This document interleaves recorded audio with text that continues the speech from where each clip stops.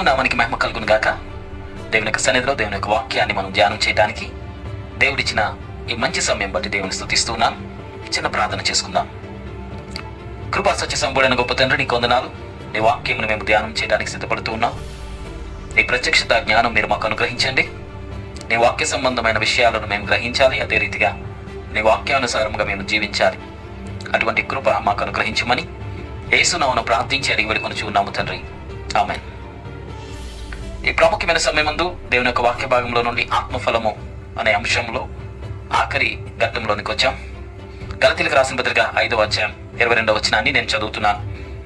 ఆత్మఫలము ఏమనగా ప్రేమ, సంతోషము, సమాధానము, దీర్ఘశాంతము, దయాళత్వము, మంచితనము, విశ్వాసము, సాత్వికము, ఆశానిగ్రహం. ఆశానిగ్రహము అనే అంశం ఈరోజు బైబిల్ తరగతిలో మనం నేర్చుకోబోతున్నాం. ముఖ్యంగా ఆత్మఫలములో ఉన్న ఈ దేవుని సంబంధమైన గుణలక్షణాలు, ఈ 9 గుణలక్షణాలు మనం కలిగి ఆశానిగ్రహం అనే ఆఖరి గుణలక్షణమైన ఆశను నిగ్రహించుకునే తత్వం, ఈ ఆత్మఫలములో ఇవ్వబడిన ఆఖరి ఆశానిగ్రహము అనే ఫలం మన జీవితంలో ఎలా మనం ఫలించాలో, ఆశానిగ్రహంను ఉపయోగించి ఎలా ఈ లోకంలో జీవించాలో ఈ వాక్య ఆధారాలతో ఈరోజు మనం నేర్చుకుందాం. ముఖ్యంగా ఈ ఆత్మఫలములను అపొస్తలుడైన పౌలు గలతీ సంఘానికి వ్రాయక మునుపు ఇదే గలతీయులకు రాసిన పత్రిక 5వ అధ్యాయంలో 16వ వచనం నుండి ఆత్మ సంబంధమైన విషయాలను కొన్ని విషయాలు ఇక్కడ తెలియచేశాడు. నేను చెప్పినదేమనగా ఆత్మానుసారంగా మీరు నడుచుకోనండి, అప్పుడు మీరు శరీర ఏచ్ఛను నెరవేర్చరు అనే మాట మాట్లాడారు. ఆత్మఫలములను గూర్చి 22వ వచనంలో చెప్పక మునిపే గలతీయులకు రాసిన పత్రిక 5వ అధ్యాయం 16వ వచనం నుండి ఆత్మ సంబంధమైన జీవితాన్ని గూర్చి ముందుగానే అపొస్తలుడైన పౌలు తెలియచేశాడు. ఆత్మానుసారంగా మనం నడుచుకుంటే శరీరేచ్ఛను మనం నెరవేర్చము అనే రీతిగా రాశాడు. అంటే ఆత్మఫలాలు అనేవి ఎందుకు? ఈ లోక సంబంధమైన శరీరేచ్ఛను మనం నెరవేర్చకుండా దేవునికి ఇష్టలైన వారంగా మనం బ్రతకటానికి ఆత్మఫలము అనేది మనకు దేవుడు అనుగ్రహించాడు. చాలా మందికి ఈ దృష్టి ఆత్మవరాల మీదే ఉంటుంది. ఆత్మవరాలు దేవుని శక్తికి సాదృశ్యంగా ఉన్నాయి. దేవుని శక్తిని తెలియచేసే ఆత్మవరాలు మనకు కావాలి, వాస్తవమే. ఆత్మవరాలు కలిగిన వ్యక్తికి ఆత్మ సంబంధమైన గుణలక్షణాలు అనే క్యారెక్టర్ లేకపోతే, 1 కొరింథీయులకు రాసిన పత్రిక 13వ అధ్యాయం మొదటి 3 వచనాల ప్రకారంగా ప్రేమ లేని వాడిని అయితే నేను వ్యక్తుడను అనే మాట అపొస్తలుడైన పౌలు అంటున్నాడు. ఎన్ని శక్తి సామర్థ్యాలను తెలియచేసే ఆత్మ సంబంధమైన వరాలు ఉంటే ఏంటి? కొండలను పిగిలింపజేయగలిగిన విశ్వాసం ఉంటే ఏంటి? రోగుల కొరకు ప్రార్థన చేస్తే స్వస్థత పొందితే ఏంటి? బీదల కొరకు తన ఆస్తినంతా పంచి ఇస్తే ఏంటి? కాల్చబడటానికి త్యాగం చేసే అంతగా తన శరీరాన్ని ఇచ్చివేస్తే ఏంటి? అతడు ఎంత గొప్ప విశ్వాసం కలిగి అద్భుతాలు చేసేవాడైనప్పటికీ ప్రేమ అనే ఆత్మఫలం లేకపోతే వ్యర్థుడు అని బైబిల్ మనకు తెలియజేస్తుంది. గలతీయులకు రాసిన పత్రిక 5వ అధ్యాయం 22వ వచనంలో కూడా ఆత్మానుసారంగా మీరు నడుచుకోనండి, అప్పుడు మీరు శరీర ఏచ్ఛను నెరవేర్చరు అనే మాట రాయబడింది. శరీర ఏచ్ఛను నెరవేర్చకుండా ఆత్మ సంబంధమైన జీవితాన్ని జీవించి దేవుని గుణలక్షణాలను మనం ప్రచురిస్తేనే అప్పుడు మాత్రమే మన యొక్క విశ్వాస జీవితానికి అర్థం ఉంది. కాబట్టి ఆత్మవరాలు మనకు ఉండాలి, వాస్తవమే. కానీ దానికన్నా ప్రాముఖ్యంగా క్యారెక్టర్ అనేది చాలా ప్రాముఖ్యం. కాబట్టి శరీరేచ్ఛను నెరవేర్చకుండా ఈ లోక సంబంధమైన ప్రతి ఆశను జయించడానికి ఆత్మ సంబంధమైన ఫలం మనకు కావాలి. అందుకే ఆత్మ సంబంధమైన ఫలము, ఆ ఫలములో ఈ 9 రకాల ఫలాలు, ఈరోజు ఆఖరిది ఆశానిగ్రహం అనే ఈ ఫలాన్ని దేవుడు మనకు అనుగ్రహించాడు. ముఖ్యంగా ఈ ఆశానిగ్రహమును అనే ఫలాన్ని దేవుడు మనకి ఇచ్చిన కారణంగా దేవుని ఆత్మ ద్వారా నడిపించబడటానికి, ఈ లోక సంబంధమైన జీవితానికి భిన్నంగా, ఈ లోక సంబంధమైన ఆశలకు భిన్నంగా మనము దేవుని కొరకు బ్రతకటానికి ఆశానిగ్రహము అనేది మనకు ఉపయోగపడుతుంది.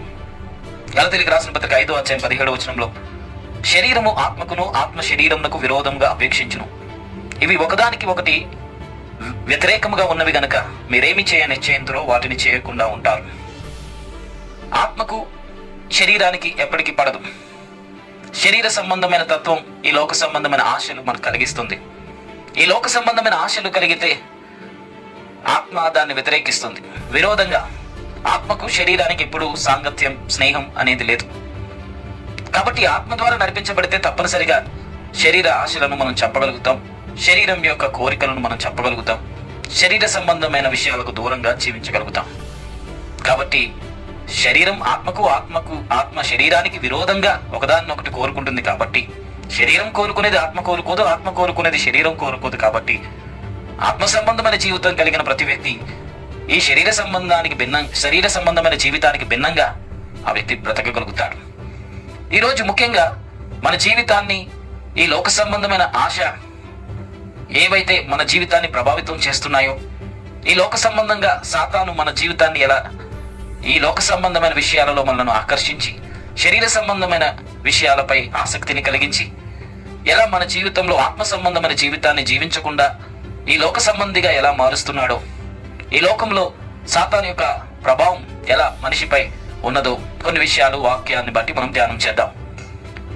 యోహాను రాసిన మొదటి పత్రిక 2వ అధ్యాయంలో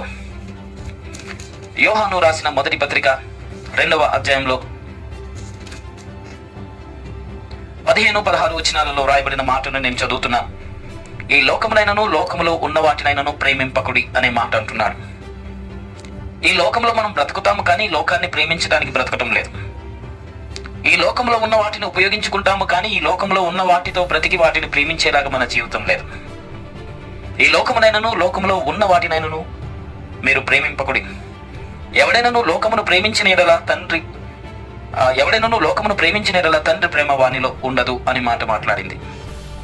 సో ఈ లోకాన్ని ప్రేమించే వ్యక్తి దేవుణ్ణి ప్రేమించలేడు, దేవుణ్ణి ప్రేమించే వ్యక్తి లోకాన్ని ప్రేమించడు. చాలా స్పష్టంగా ఇది అర్థమవుతుంది మనకి.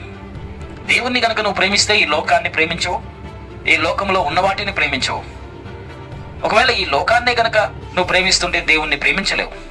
ఏదో ఒకటే, ఇద్దరు యజమానులకు ఒక వ్యక్తి దాసుడిగా ఉండలేడు కదా. దేవునికి ఈ లోకానికి దాసుడిగా ఇద్దరికి న్యాయం చేసే రీతిగా ఏ వ్యక్తి ఉండలేడు కదా. కాబట్టి బైబిల్ మనకు తెలియచేస్తుంది, ఈ లోకమును అయినప్పటికీ ఈ లోకంలో ఉన్న వాటిని అయినప్పటికీ మీరు ప్రేమించొద్దు. కారణం ఏంటంటే ఈ లోకమును ఎవరైనా ప్రేమిస్తే తండ్రి ప్రేమ వానిలో లేదు అనే మాట చాలా స్పష్టంగా బైబిల్ తెలియచేస్తుంది. ఎందుకు ఆ మాట రాయబడింది అంత కఠినంగా? ఈ లోకంలో బ్రతకటానికి ఈ లోకాన్ని మనం ప్రేమించకూడదా, ఈ లోకంలో ఉన్న వాటిపైన ఆధారపడకూడదా, వీటిని ప్రేమించకూడదా అనుకుంటుంటే ఎందుకు అంత కఠినంగా ఈ లోకాన్ని ప్రేమిస్తే కనుక తండ్రి ప్రేమ వానిలో ఉండదు అన్న మాట ఎందుకు రాయబడింది అంటే, ఇదే యోహాను రాసిన మొదటి పత్రిక 2వ అధ్యాయం 16వ వచనంలో లోకంలో ఉన్నదంతయు అనగా శరీరాశియు నేత్రాశియు జీవోపడంబమును తండ్రి వలన పుట్టినవి కావు, అవి లోక సంబంధమైనవే అనే మాట రాయబడింది. దేవుని వలన పుట్టినవి కాదు అనే మాట రాయబడింది. దేవుని ద్వారా వచ్చినవి కాదు అనే మాట రాయబడింది. అందుకే వాక్యాన్ని సరిగ్గా మనం అర్థం చేసుకోవాలి. ఎందుకంటే కలిగి ఉన్నది ఏది ఆయన లేకుండా కలగలేదు. యోహాను రాసిన సువార్త 1వ అధ్యాయంలో 3వ వచనంలో కలిగి ఉన్నది ఏది ఆయన లేకుండా కలగలేదు అనే మాట రాయబడింది. సో అన్నిటికీ దేవుడే ప్రారంభకుడు అనే ఆలోచన చాలా మందికి ఉంది. దేవుడు వెలుగును సృష్టించలేదు, వెలుగును దేవుడు సృష్టించాడు, చీకటిని దేవుడు సృష్టించలేదు, చీకటి దేవుని ద్వారా కలగలేదు అని చాలా స్పష్టంగా మనకు అర్థమవుతుంది. మరి చీకటి ఎలా కలిగింది? సాతాను చేసిన పాపమునకు ప్రతిఫలముగా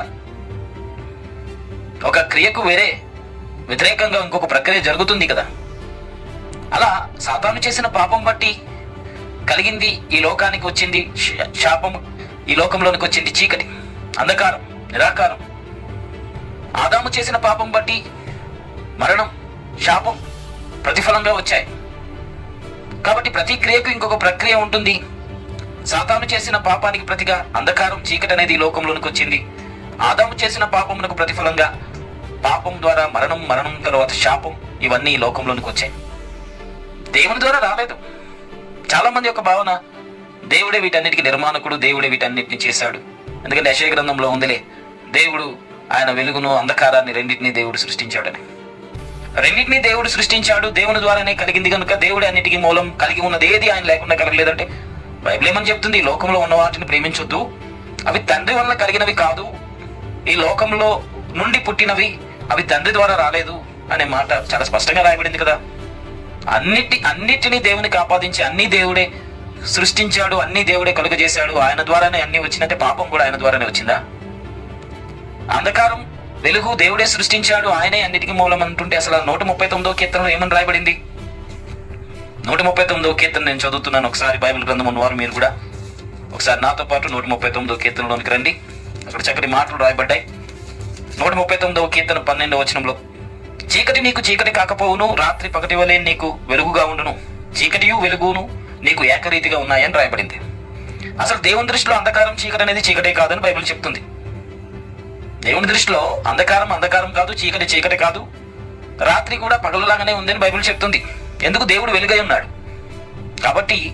దేవుడు అన్నిటికీ మూలము, అన్ని దేవుడే చేశాడు అంటే అసలు దేవుని ద్వారా రానిదేంటి, దేవుని ద్వారా వచ్చిందేంటి అనేది మనకు అర్థం కావాలి. అందుకే దేవుని దగ్గర లేనిది దేవుడు ఇవ్వలేడు అనేది నేను పదే పదే చెబుతున్నా. దేవుని దగ్గర లేనిది అంటే దేవుని దగ్గర శాపం లేదు, దేవుడు ఇవ్వలేడు. దేవుని దగ్గర పరిశుద్ధత ఉంది, దేవుడు పరిశుద్ధత ఇస్తాడు. దేవుని దగ్గర పాపం లేదు, దేవుడు పాపం ఇవ్వలేడు. దేవుని దగ్గర చీకటి లేదు, దేవుడు చీకటి ఇవ్వలేడు. దేవుడి దగ్గర విశ్వాసం ఉంది, అవిశ్వాసిగా ఉన్న వ్యక్తిని దేవుడు బాగు చేయలేడు. దేవుడు కొన్ని చేయలేనివి ఉన్నాయి. అవి చేయలేని ఏంటి? మనిషిని బలవంతంగా దేవుడు మార్చగలడా? హృదయం అనే తలుపునతో దేవుడు తడతాడు. తలుపు తీస్తే నేను లోపలికి వస్తాను, వచ్చి వానితో పాటు భోజనం చేస్తాను, సహవాసం చేస్తాను అంటున్నాడు. తలుపు తీయకపోతే బలవంతంగా దేవుడు లోపలికి రాడు కదా. కాబట్టి మన జీవితంలో దేవుడు కొన్ని చేయలేని పనులు ఉన్నాయి. అవేంటి? అవిశ్వాసాన్ని దేవుడు బాగు చేయలేడు. ఎందుకు? దేవుడి విశ్వాసంను బట్టే దేవుడు పని చేస్తాడు. దేవుడి విశ్వాస సంబంధి. అవిశ్వాసంగా ఉన్న వ్యక్తిని దేవుడు రక్షించలేడు. ఒక అవిశ్వాసాన్ని దేవుడు రక్షించలేడు. విశ్వాసం ఉంచితేనే రక్షిస్తాడు. దేవుడు ఏ పనన్నా చేయగలడు, ఏదన్నా చేస్తాడు. అన్నిటికీ ఆయన మూలం అంటే దేవుడు కొన్ని చేయలేడు. దేవుడు వెలుగు కలుగును గాక అన్నాడు కానీ చీకటి కలుగును గాక అనలేదు. దేవుడు చీకటిని చేయలేదు, ఎందుకంటే చీకటి ఆయనలో లేదు. లేనిది నువ్వు చేయలేవు కదా, నీ దగ్గర లేనిది నువ్వు ఇవ్వలేవు. ఒక 1000 రూపాయలు అప్పు అడిగితే నువ్వు ఇస్తావు. 1 కోటి రూపాయలు అప్పు బ్రదర్ రేపు ఇచ్చేస్తానంటే నువ్వు ఇవ్వగలవా? 10 కోట్లు బ్రదర్, నీ దగ్గర లేవనుకో నువ్వు ఎలా ఇస్తావు? దేవుడు కూడా అంతే. తన సహజ ధర్మానికి, స్వభావ లక్షణాలకు భిన్నంగా దేవుడు ప్రవర్తించడు.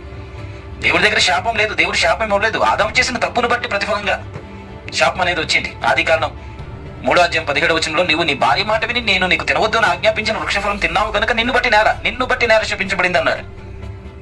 కాబట్టి శాపానికి దేవుడు మూలం కాదు. కలిగిందంతా దేవుని వల్ల వచ్చింది. ఆయన లేకుండా ఏది కలగలేదు. ఆయనే అన్నిటికీ మూలం అంటే మరి లోకంలో ఉన్న ఈ నేత్రాశ, శరీరాశ, జీవపడంబులకు దేవుడే కారకుడా? బైబిల్ ఏమని తెలియజేస్తుంది మనకి? మొదటి యోహాను రాసిన పత్రికలో 2:17 ఏమని చెప్తున్నాడు యోహాను? ఈ లోకాన్ని ప్రేమించొద్దు, ఈ లోకంలో ఉన్నదంతా శరీరాశ, నేత్రాశ, జీవపడంబు అసలు తండ్రి వల్ల ఇవి రాలేదు అని చెప్తుంది బైబిల్. కాబట్టి ఈ పాపానికి దేవుడు కారకుడు కాదు, ఈ పాపానికి దేవుడు మూలం కాదు. కాబట్టి ఈ యొక్క యోహాను రాసిన పత్రిక మొదటి పత్రిక 2:15 15, 16, 17 వచనాలు మీరు తర్వాత మరలా క్షుణ్ణంగా చదువుకోండి. 16 వచనంలో ఉన్న మాట నేను తెలియజేస్తున్నా. లోకంలో ఉన్నదంతయు అనగా శరీరాశయు, నేత్రాశయు, జీవపడంబం తండ్రి వల్ల పుట్టినవి కాదు, అవి లోక సంబంధమైనవే అనే మాట రాయబడింది. 17వ వచనంలో లోకమును దాని ఆశయు గతించిపోవును గాని దేవుని చిత్తం జరిగించేవాడు నిరంతరం నిలుస్తాడు అనే మాట రాయబడింది. కాబట్టి దేవుని చిత్తానికి భిన్నంగా ఉన్న ఈ లోకాశలు అనేవి మనిషికి నాశనం కలుగజేస్తాయి. ఈ లోక సంబంధమైన ఆశలు ఎలా గతించిపోతాయో ఈ లోక సంబంధమైన ఆశలు కలిగిన వ్యక్తులు కూడా నశించిపోతారు. కాబట్టి 16వ వచనంలో రాయబడిన ఈ 3 ఆశలు, శరీరాశ, నేత్రాశ, జీవపడంబం, ఈ 3 లోకంలో ఉన్నాయి. లోకంలోనికి ఎలా వచ్చాయి? దానికి కారకుడు ఎవరు? దేవుని ద్వారా రాలేదు అంటే ఆటోమేటిక్గా మనకు అర్థమవుతుంది, సాతాను ద్వారా వచ్చాయి. సాతాను ద్వారా ఇంప్లిమెంట్ చేయబడినాయి. కాబట్టి శరీరాశ, నేత్రాశ, జీవపడంబము ఈ 3 కూడా సాతాను ఆదాము అవ్వలను మోసగిస్తున్నప్పుడు ఈ ఆయుధాలు ఉపయోగించాడు. ఏమిటి? శరీరాశ. ఏంటి శరీరాశ? అది ఆహారానికి మంచిది, తినే చావు. నేత్రాశ, చూడటానికి రమ్యంగా, ఆకర్షణీయంగా కనబడింది, తినొద్దు అని చెప్పిన పండు నేత్రాశ. మీరు తింటే దేవతల్లాగా అయిపోతారు. జీవపడంబం అంటే హెచ్చించుకునే స్వభావం, గర్వించే స్వభావం. ఈ 3 ఆయుధాలు సాతాను ఉపయోగించాడు. తినవద్దు అని చెప్పిన ఫలాన్ని అంత ఆకర్షణీయంగా కనబడేటట్టు చేశాడు. ఆదికాండం 2:9 చదవండి. దేవుడు ఏదైనా తోటలో సృష్టించిన ఆ వృక్ష యొక్క ఫలాలు, అన్ని రకాల వృక్షాలు, వాటి ఫలాలు అన్ని రమ్యముగా ఆహారానికి మంచిదిగానే చేశాడు దేవుడు. ఓన్లీ ఈ మంచి చెడ్డలు తెలివినిచ్చే వృక్ష ఫలాన్ని ఒక్కదాన్ని మంచిగా, కంటిగా, ఆకర్షణీయంగా దేవుడు ఏం చేయలేదు. అన్నిటినీ అందంగా, రమ్యంగానే దేవుడు చేశాడు. కాబట్టి అన్ని రమ్యంగా ఉంటే సాతాను ఏం చేశాడంటే ఇది ఒక్కటే రమ్యంగా కనబడేటట్టు, ఆకర్షణీయంగా, ఆహారానికి మంచిదన్నట్టు చూపించాడు. మీరు తింటే జ్ఞానవంతులైపోతారు, తినటం వల్ల ఎంత లాభం, మంచి చెడ్డలు ఎరిగిన వారైపోయి మీ కళ్ళు తెరవబడుతుంది, ఇంకా ఏదో వాస్తవం మీరు తెలుసుకుంటారన్నట్టుగా నమ్మించాడు. కాబట్టి చూస్తున్నప్పుడు నేత్రాశ అనేది ఎలా చేసింది? ఆకర్షణీయంగా, అబ్బా నేను తింటే ఇలాగైపోతాను అలాగైపోతాను, నా కళ్ళు తెరవబడతాయి అన్నట్టుగా నేత్రాశ కలిగించాడు. తింటే ఆహారానికి మంచిదని కూడా చెప్పాడు, చావరు మీరు మంచిదని చెప్పాడు, శరీరాశ కలిగించాడు. తింటే దేవుని దూతలాగా అయిపోతారు అన్నాడు. ఈ 3 ఆయుధాలు ఉపయోగించాడు. ఈ 3 ఆయుధాలు లోకంలో నుండి వచ్చాయి అని బైబిల్ చెప్తుంది. ఈ 3 ఆయుధాలు సాతాను ఉపయోగించాడు. ఆదాము అవ్వలు ఈ 3 ఆయుధాలకు బలయ్యారు. దేవుడు తినవద్దని ఆజ్ఞాపించిన వృక్షఫలాన్ని తినేశారు. యేసుక్రీస్తు ప్రభువు కూడా ఈ శరీరాశ నేత్రాశ జీవపడమం దగ్గర మానవుడు ఫెయిల్ అయిపోయాడు, ఆదాము అవ్వలు ఫెయిల్ అయిపోయారు. కాబట్టి ఈ లోకంలోనికి యేసుక్రీస్తు ప్రభు కూడా వచ్చిన తర్వాత ఎందుచేత ఆత్మ ద్వారా అరణ్యానికి నడిపించబడ్డాడు 40 రోజులు ఉపవాసం చేయడానికి. మత్తయి రాసిన సువార్త 4వ అధ్యాయం, లూకా రాసిన సువార్త 4వ అధ్యాయం 2 చోట్ల కూడా యేసు ప్రభు 40 రోజుల ఉపవాసం గురించి రాయబడింది. అక్కడ ఏమని అర్థమవుతుంది?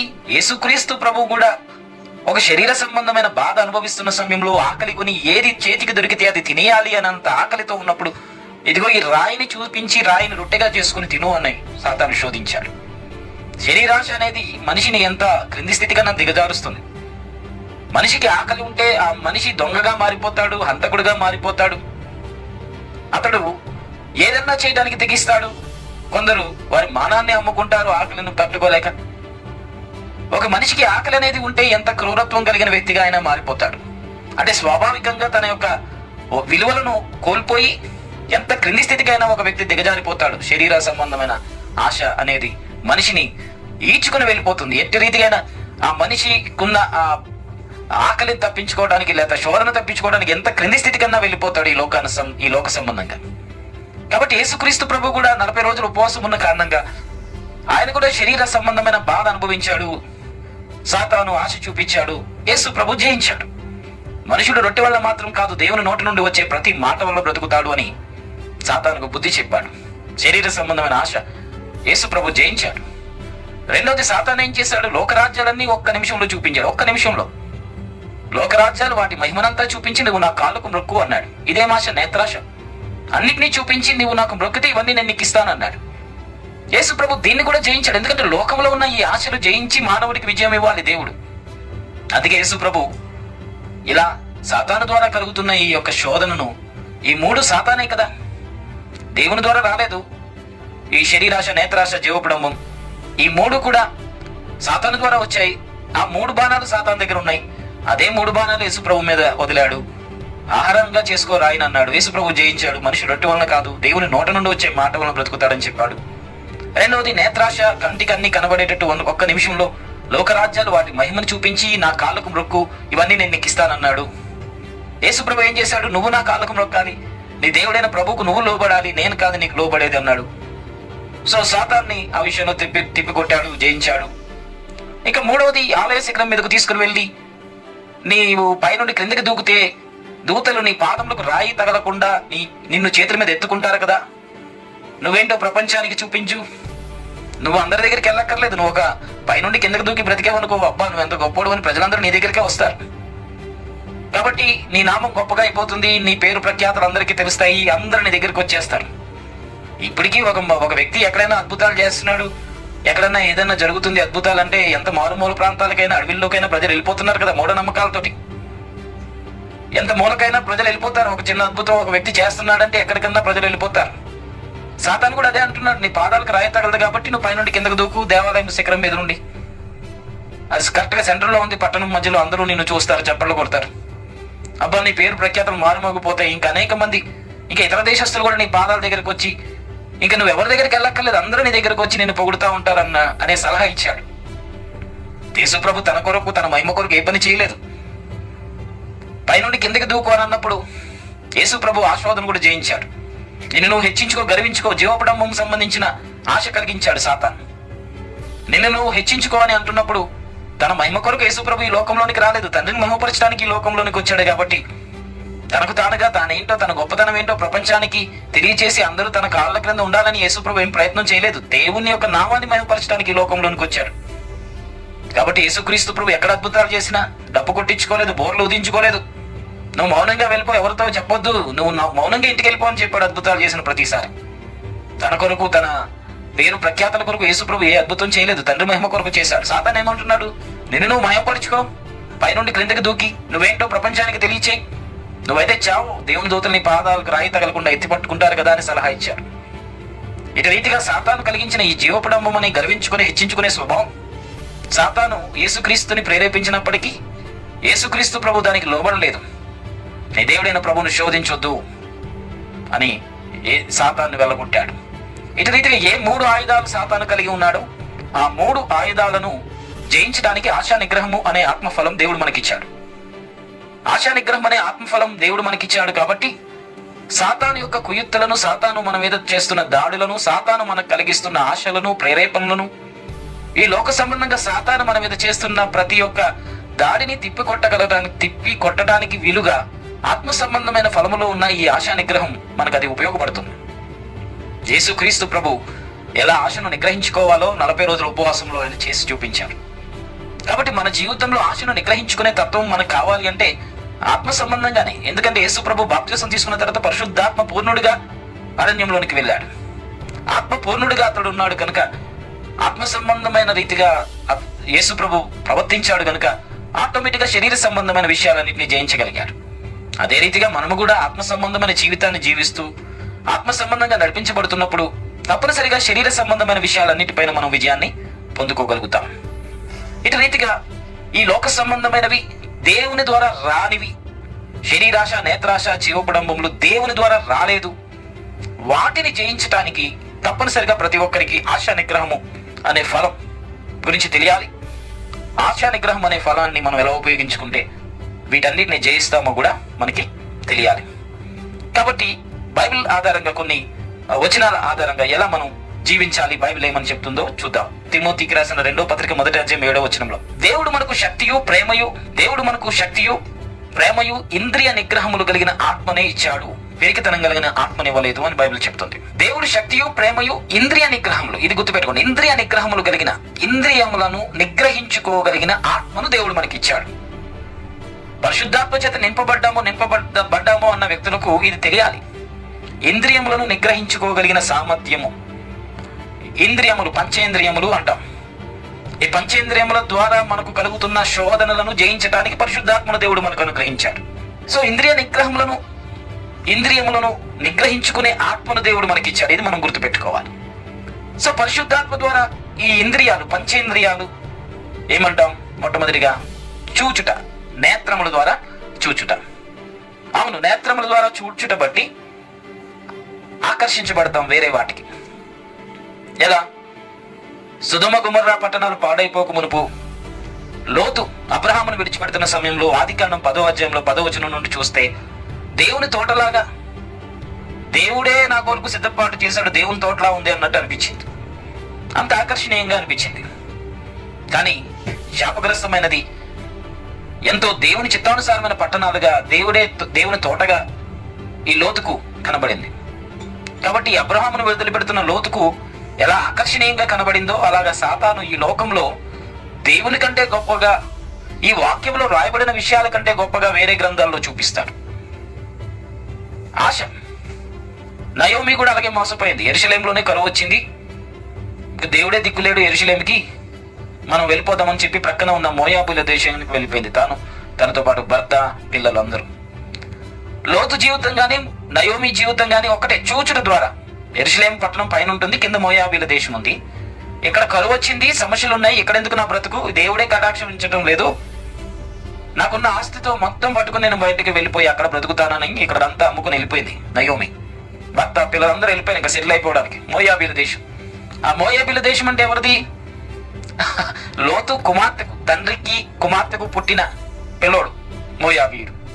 ఆ సంతానం శాపగ్రస్తమైన సంతానంలోకి వెళ్ళిపోయింది. ఎంత ఆకర్షణీయంగా కనపడింది. అక్కడికి వెళ్ళిపోయి వ్యాపారాలు చేసుకోవచ్చు, అక్కడ బ్రతకొచ్చు, ఇక్కడేముంది అనిపించింది. దేవుని పట్టణమైన యెరూషలేమును వదిలేసి మోయాబీల దేశంకి వెళ్ళింది. ఏమైంది? ఆకర్షించబడితే లోతు కావచ్చు, నయోమి జీవితం కావచ్చు, ఈ ఇద్దరి జీవితాలు మనం గమనిస్తే ఎంత శాపగ్రస్తమైన స్థితిలోనికి వాళ్ళు వెళ్ళిపోయారో మనకు అర్థమవుతుంది. ఆకర్షణ అనేది కంటి చూపుతో సాతాను మనల్ని ఆకర్షిస్తున్నప్పుడు ఈ దేవుని వాక్యంలో కన్నా గొప్ప ఆశీర్వాదాలు బయట పుస్తకాల్లో ఉన్నట్టుగా కనబడేటట్టుగా చేస్తాడు. అందుకే బైబిల్ని మించిన గ్రంథాలు ఏవో ఉన్నాయి అన్నట్టుగా ఈ లోక సంబంధమైన శాస్త్రాలు అంటే ఈ జ్యోతిష శాస్త్రాలు, అలాగే ఆస్ట్రానమీ ప్రకారంగా నక్షత్ర రాసుల శాస్త్రాలు, వాస్తు శాస్త్రాలు, న్యూమరాలజీ అంటారు, సంఖ్యాపరంగా నీ పుట్టుక డేట్ ఆఫ్ బర్త్ను బట్టి నీ భవిష్యత్తును గురించి తెలియజేసే ఈ సంఖ్యాశాస్త్రాలు, ఇలాగూ ప్రతి దినము కూడా ఈ వాక్యాన్ని మించింది ఏదో పుస్తకం ఉంది అన్నట్టుగా ఈ లోకంలో దేవుడు నిషేధించినవి దేవుడు వాటిని తిరస్కరించాడు. అలా నిషేధించబడిన వాటన్నిటినీ ఆకర్షణీయంగా ప్రతిరోజు సాతాను కనబడేటట్టుగానే చేస్తాడు. కళ్ళకు కట్టినట్టుగా ఇదిగో నీ భవిష్యత్తు ఎలా ఉండబోతుంది, అలా ఉండబోతుందని, ఈ నెలలో ఇది జరగబోతుంది, ఈ రోజు ఇది జరగబోతుందని. వెంటనే ఊహా ప్రపంచంలోనికి వెళ్ళిపోయి ఏదో జరిగిపోతుందనే భ్రమలోనికి ప్రజలు వెళ్ళిపోయి ఈ లోక సంబంధమైన శాస్త్రాలను నమ్మటం, ప్రతిరోజు హారోస్కోప్ అంటాం, ఈ రాశి ఫలాలు చూసుకొని ఈ రోజు ఏమవుతుంది రేపు ఏమవుతుందని తెలుసుకోవటం, ఈ లోక సంబంధమైన విషయాలపై ఆధారపడి దేవునికి భిన్నంగా బ్రతికే రీతిగా సాతాను మనుషులను మోసగిస్తున్నాడు. కాబట్టి మన జీవితంలో నేత్రాశ అనేది మనిషి వేరే వాటిని చూసి ఆకర్షించబడటం, ఆ ఆకర్షించబడిన దానికి బానిసగా మారిపోవటం. ఒకరోజు చూసి నా భవిష్యత్తు ఎలా ఉంటుందా అని తెలుసుకున్న వ్యక్తి మళ్ళా రెండో రోజు చూడటం, నెలల తరబడి సంవత్సరాల తరబడి ఇలా జీవిత కాలం అంతా వాటిని నమ్ముకుని బ్రతికేలాగా సాతాను చేస్తున్నాడు. కాబట్టి నేత్రాశ అనేది ఆకర్షిస్తుంది. అలా ఆకర్షించబడిన మనుషులు దేవునిలో లేకపోతే ఈ లోక సంబంధమైన శాస్త్రాల మీద ఆధారపడతారు. నువ్వు దేవునిలో ఉన్నప్పుడు దేవుని వాక్యం మీద ఆధారపడు. దేవుని వాక్యం మీద ఆధారపడవలసిన నీవు ఈ లోక సంబంధమైన శాస్త్రాలను తిరిగేయటం, అందులో రాయబడిన సూచనలు పాటించడం, శకునాలు పాటించడం, ముహూర్తాలు పాటించడం, సమయాలు పాటించడం ఇవన్నీ మనం చేయకూడదు. కాబట్టి మన జీవితంలో ఈ నేత్ర సంబంధమైన ఆశ అనేది ఏదో పెళ్లి డేట్ పెట్టాలంటే ఏది తెలుగు క్యాలెండరు, ఈ లోక సంబంధంగా ఏది మంచి రోజు అని చూసుకునేటట్టు బ్రతుకుతున్నాం. చెడ్డ రోజు అయితే దేవుడు నిన్ను ఉంచుతాడా? ఇది మంచిది కాదు అనడానికి ఎవరికి రైట్స్ లేవు. దేవుడు మంచిది అన్నాడు చేసిన ప్రతి సృష్టిని గురించి. దేవుడు సృష్టించిన ప్రతి వస్తువు మంచిదని బైబిల్ చెప్తుంది. ఆకాశంలో శకునాలుగా చెబుతున్న వాటన్నిటిని గురించి బైబిల్ ఏమని చెప్తుంది? ఆకాశంలో దేవుని మహిమను వివరిస్తున్నాయి, అంతరిక్షం దేవుని జ్ఞానాన్ని ప్రచురపరుస్తుంది అని దేవుని మహిమను గురించి రాయబడిన అంతరిక్షాన్ని చూపించి ఈ గ్రహం మంచిది కాదు, ఈ గ్రహం మంచిది కాదంటే దాన్ని ఎందుకు మనం నమ్మాలి? కంటికి చూపించి వీటన్నిటి శకునాలుగా చెబుతుంటే మంచి రోజు కాదంటుంటే ఈ లేనిపోని వాటికి ఆకర్షితులైపోయి వాటి మీద మనం విశ్వాసం ఉంచి వాటి మీద ఆధారపడి బ్రతకటానికి కాదు మన జీవితం. నేత్రాశ అనేది రకరకాల కోణాల్లో మనల్ని ఆశ పెడుతుంది, ఆకర్షిస్తుంది. కాబట్టి ఖచ్చితంగా ఈ నేత్రాశను జయించడానికి ఆత్మ సంబంధమైన విధానం ఒకటే మార్గం. అందుకే ఆత్మఫలంలో దేవుడు ఇచ్చాడు. రెండోది వినుట. పంచేంద్రియాల్లో ఒకటి చూడటం అయితే రెండోది వినుట. వినటం బట్టి కూడా సాతాను మనల్ని మోసగిస్తాడంటే అవును, వినటం వలన విశ్వాసం కలుగుతుంది కదా. దేవుని మాట వింటే విశ్వాసం కలుగుతుంది, లోక సంబంధమైన మాటలు వింటే విశ్వాసం వస్తుంది. సాతానుతో మాట్లాడటం మొదలు పెట్టింది అవ్వ, ఏమైంది? 100% దేవుడి మీద అవిశ్వాసం వచ్చింది. మీరు చావనే చావరు, తింటే చావరు అని చెబుతుంది సాతాను. అదే మాట నమ్మింది, సాతాను చెప్పినట్టుగా తినేసింది అవ్వ. ఈ లోక సంబంధమైన విషయాలన్నీ అవిశ్వాసాన్ని కలిగిస్తాయి.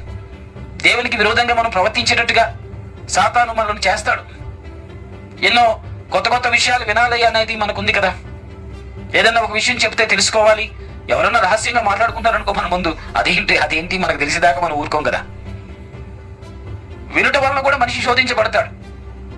ఎందుకంటే వింటున్న ప్రతిదీ కళ్ళకు కట్టినట్టుగా చిత్రపటాన్ని ఊహించుకునే సామర్థ్యం మనిషి ఆత్మలో ఉంది.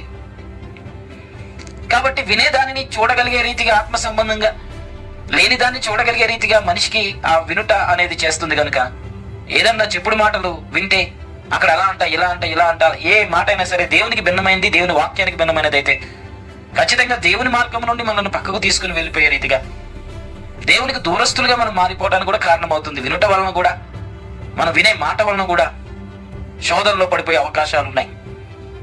కాబట్టి మనం వినుట అంటే దేవుని మాట అనేది విశ్వాసం కలిగిస్తుంది. ఏది శ్రేష్టమైనదో, ఏది మనకు ఆశీర్వాదం కలిగిస్తుందో వాటిని వినాలి. ప్రతిదీ చెప్పుడు మాటలు వింటూ మనం బ్రతకూడదు. పిల్లలు, మన జీవితంలో మనం చేసే తప్పేంటి? దేవుని యొక్క మాట వినకుండా ఇతరుల మాట వినటమే. ఎవరో ఉంటారు, ఏదో అంటారు సూటిపోటు మాటలు, ఇలా చెయ్యాలి కదా, తప్పదు కదా అని అంటారు. అది వాక్యానికి విరుద్ధమైందని నీకు తెలుసు. అన్న వ్యక్తిని విలువిస్తున్నట్టుగా, ఆ వ్యక్తికి గౌరవం ఇవ్వాలి కదా, తప్పదు కదా అన్నట్టుగా దేవుని వాక్యానికి నువ్వు విలువిస్తావా? దేవునికి విలువిస్తావా? లేక రేపు మాపో పోయే వాళ్ళు ముసలోళ్ళు ముక్కోళ్ళు ఏదో అంటారు కదా, ఒక రాయేసి ఇలా చేయాలి, అలా చేయాలి, తప్పదు, మనంతే అలా చేయాలంటారు కదా, మన ఆచారం అంటారు కదా. అందుకే దేవుణ్ణి సంతోషపరచాలి, ఈ లోకంలో ఉన్న వ్యక్తిని సంతోషపరచాలనేది కూడా మనమే డిసైడ్ చేసుకోవాలి. రకరకాల మాటలు మనకు వినబడుతున్నప్పుడు వాళ్ళను తృప్తిపరచడానికి, వాళ్ళని సంతోషపరచడానికి కాదు మన బ్రతుకు.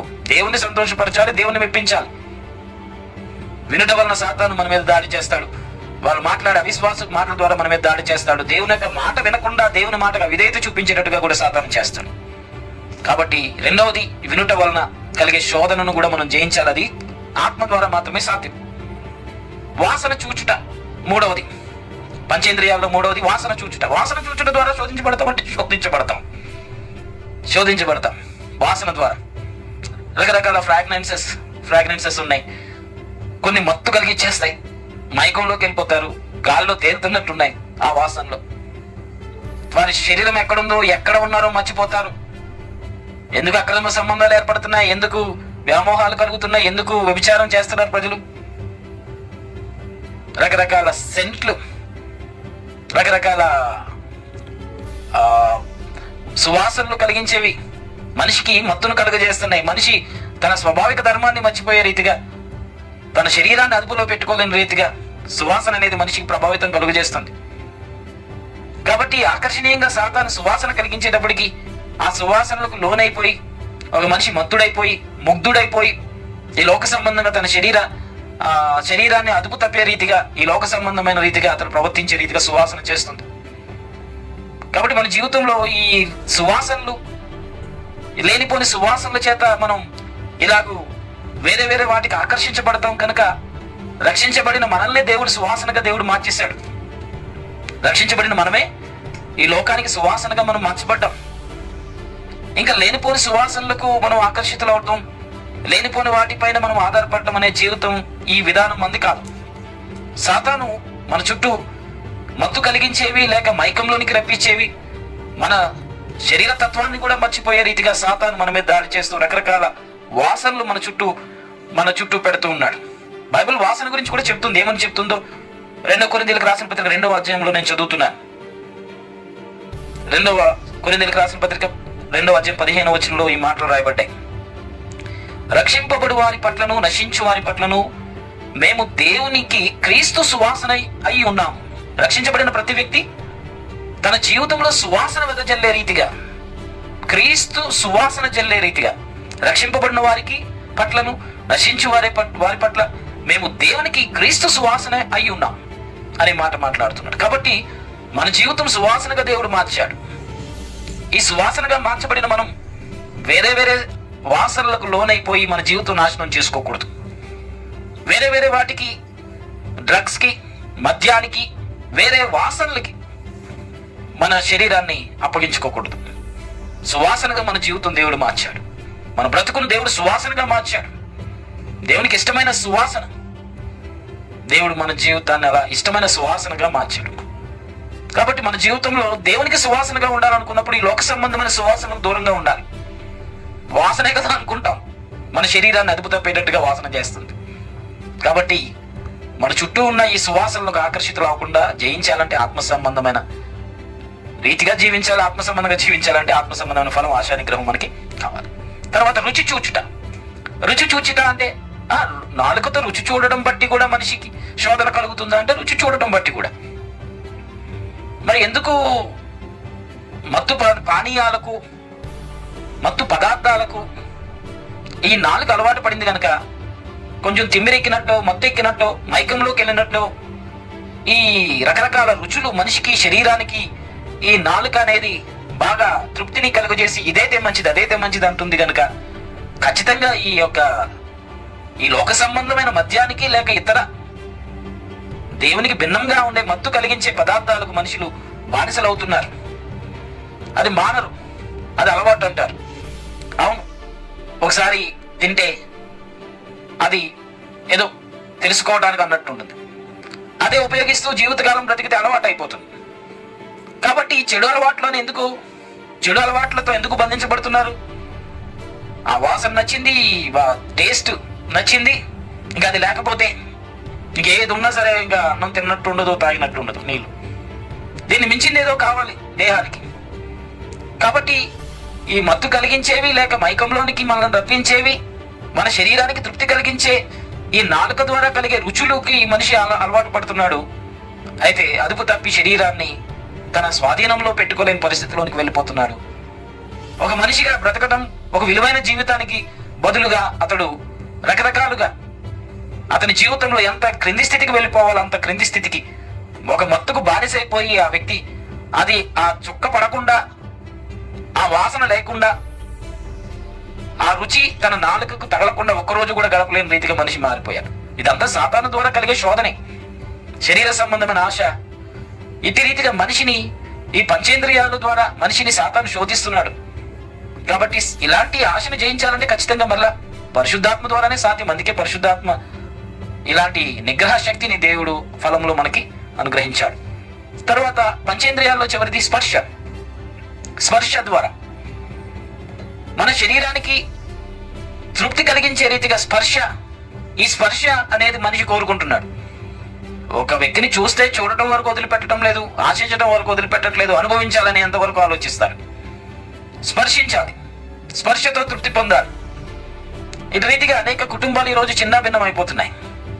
మానవ విలువలు కోల్పోయి ఆ స్పర్శకు లోనైన వారు బైబిల్ గ్రంథంలో రోమిలకు రాసిన పత్రిక 1వ అధ్యాయంలో పురుషుల స్పర్శ వాళ్ళకి నచ్చి వాళ్ళు హోమోసెక్సువల్స్ అయిపోతున్నారు. స్త్రీలు స్పర్శలు వాళ్ళకి నచ్చి లెస్బియన్స్ అయిపోతున్నారు. ఇంకా జెండర్ లో మార్పులు కలిగించుకొని నేను ఇలా ఉంటే మంచిది, అలా ఉంటే మంచిదని మార్పులు తమ శరీరంలో మార్చుకొని అలాంటి జీవితానికి వాళ్ళు అలవాటు పడుతున్నారు, నపుంసకులుగా మార్చబడి కావాలని. ఇదంతా శరీర సంబంధమైన స్పర్శ. ఈ హోమోసెక్సువల్ గా ఉన్న వ్యక్తికి స్త్రీ స్పర్శ నచ్చదు, పురుషుని స్పర్శ నచ్చుతుంది. ఆ స్పర్శలో కూడా శోధన అంటే ఇదే మరి. అమెరికా గవర్నమెంట్ ఏం చేసింది, సుప్రీంకోర్టులో మనిషికి అంటే పురుషుడికైనా స్త్రీకైనా ఒకటే విలువ ఉంది కాబట్టి ఎవరినైనా పెళ్లి చేసుకోవచ్చు అన్నారు. ఏం జరిగింది, పురుషులు వెళ్ళి మాకు పెళ్లి చేయండి అంటున్నారు పాస్టర్ల దగ్గరికి వెళ్ళి. పాస్టర్ నేను చేయలేను, నేను చెయ్యను, ఇది వాక్యానికి విరుద్ధం అంటే ఇదిగో సుప్రీంకోర్టు ఇచ్చిన జడ్జిమెంట్ నువ్వు వ్యతిరేకిస్తున్నావు అని చెప్పి వాళ్ళ మీద కేసులు ఫైల్ చేశారు.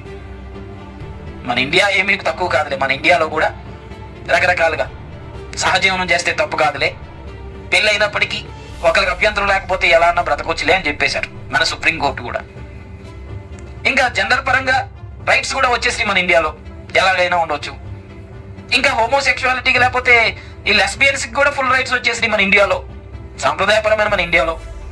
ఎక్కడో అక్కర్లేదు, ఇక్కడ కూడా అలాంటి తీర్పులు వచ్చినాయి, ఎవరెవరినన్నా పెళ్లి చేసుకోవచ్చు. ఎందుకు శరీర స్పర్శ అనేది మనిషిని మానవ విలువలు కోల్పోయేటట్టుగా చేస్తుంది. అందుకే రోమిలకు రాసిన పత్రిక 1వ అధ్యాయంలో ఇలాంటి ఆశలు స్వభావ ధర్మాన్ని వదిలిపెట్టి ఎలా ప్రవర్తించారో అలాగా ఈరోజు అందరూ కాదు, ఈరోజు కూడా ఇప్పటికీ నోవాహు కాలంలో ఎలా ఉన్నారో అలాంటి పరిస్థితులు మనకు అలా కనబడతా ఉన్నాయి. కాబట్టి శరీర స్పర్శ అనేది ఈ రీతిగా మనిషికి శోధన కలిగిస్తుంది. కొందరికి పురుషులకు ఒకవేళ హోమోసెక్షువాలిటీ మెంటాలిటీ ఉండి పొరపాటున తల్లిదండ్రులు బలవంతంతో పెళ్లిళ్ళు అయిపోతుండే ఆ స్త్రీలు అంతా వేదన పడుతున్నారు.